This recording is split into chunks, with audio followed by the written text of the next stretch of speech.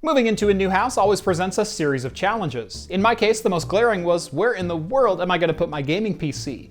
I was planning on using this old IKEA desk that I've had for about the last 5 or 6 years, but I wanted something with just a little bit more style this time around.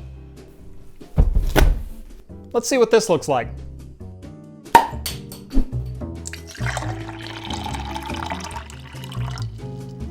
Welcome back to Craft Computing, everyone. As always, I'm Jeff.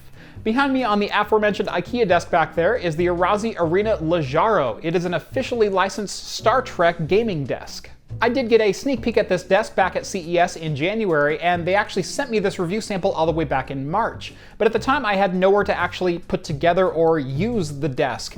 And if I was going to actually review it and build it, I wanted somewhere to actually put it.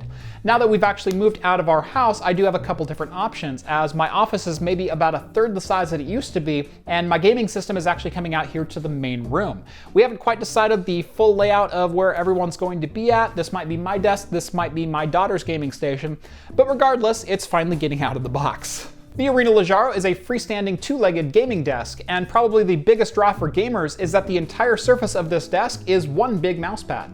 And like I mentioned, this is an officially licensed Star Trek product. I believe the only difference between this and the standard Arena Laggaro gaming desk that they offer is the Star Trek print on top of the mousepad, whereas the standard version of this desk is just available in a couple of solid colors. But let's go ahead and get this thing out of the box, get it all together, and find out what it looks like.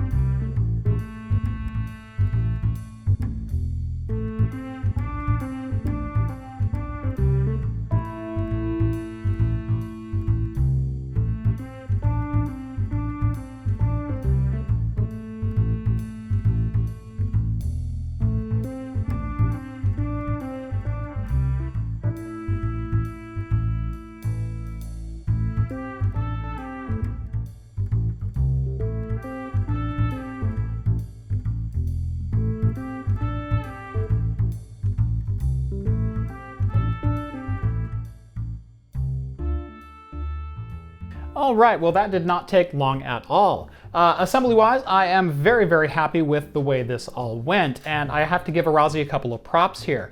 One of my favorite features about this desk is pretty much every single part, minus the top panel of the desk, is symmetrical, which means you don't have to decide whether it's a left or a right part. Just set it down and screw it all together. There's screw holes for both sides. Materials-wise, I am just a little bit hot and cold on, but let me explain. The metal in the legs on this is fantastically heavy duty, and I really can see this desk holding up for quite some time. However, the top panel I'm a little bit more lackluster about. While I have no problems at all with the rigidity of the top panel, I do have a couple issues when it comes to the tolerances of it. When I put the desk together and tried to put the legs onto the top panel, the holes didn't really line up. I had to loosen all of the brackets in the lower leg sections and then screw them into the top panel and then reattach them to the legs. Now, it worked just fine, but when I reattached everything, there is quite a sizable gap in the front of this desk. It's nothing that I notice once the mouse pad is put over the top, and I don't think moving a mouse over the top of that is going to matter at all, but it is something to keep in mind that it's not completely flush up front. There are a couple of really nice features on the desk, starting obviously with the full cover mouse pad. The material is very nice and actually heavy duty and didn't seem to roll in the packaging. It laid nice and flat as soon as it was out of the box. I also like the built-in grommets on this for routing cables through, as well as the cable net that was included in the box as well. And I think the only thing left to do is actually get a gaming computer set up on this thing, so let's do that. So I decided to give this desk a test run with the PC my daughter built here a couple of months ago, and if you want to watch one of the cutest videos you'll ever see, go ahead and click that button right up there.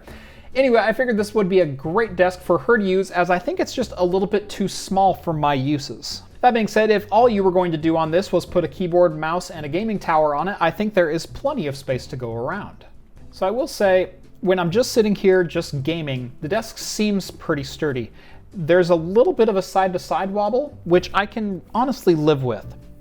My problem is there's a pretty considerable amount of front-to-back wobble. It seems like this desk could be a little bit sturdier than it is with a monitor and a tower on it. Even with the tower down below, I think there would still be too much weight on top of this to keep it steady there. So if you're a gamer who makes fast movements down and you're kind of a heavy-handed gamer, this may not be the right desk for you.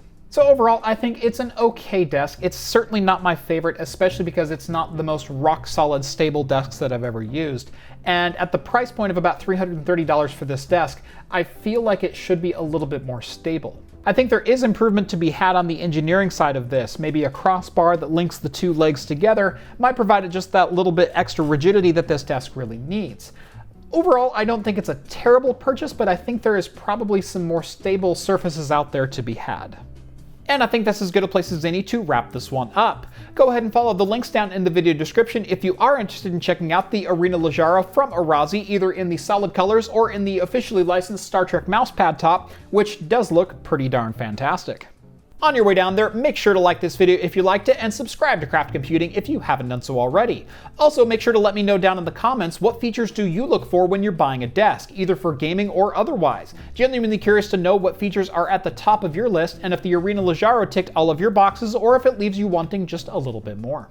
Thank you all so much for watching this one, and as always, I will see you in the next video. Cheers, guys.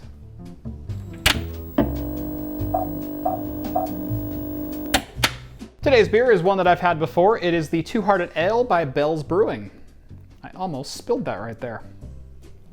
It's a good looking beer. Bells Two-Hearted Ale, American IPA. A perfectly balanced American IPA brewed with 100% Centennial hops and bursting with aromas ranging from pine to grapefruit. 7%. Comstock, Michigan. I have seen on a couple different websites the Two-Hearted is rated the #1 IPA in the country. Now from Oregon, I'm gonna have to disagree ever so slightly with that. Is this a fantastic IPA? Yes. Is it the best IPA I've ever had?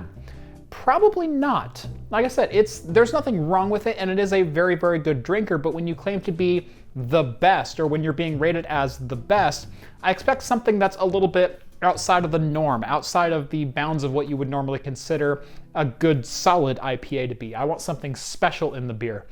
And while this is solid, there's nothing remarkable or special about it.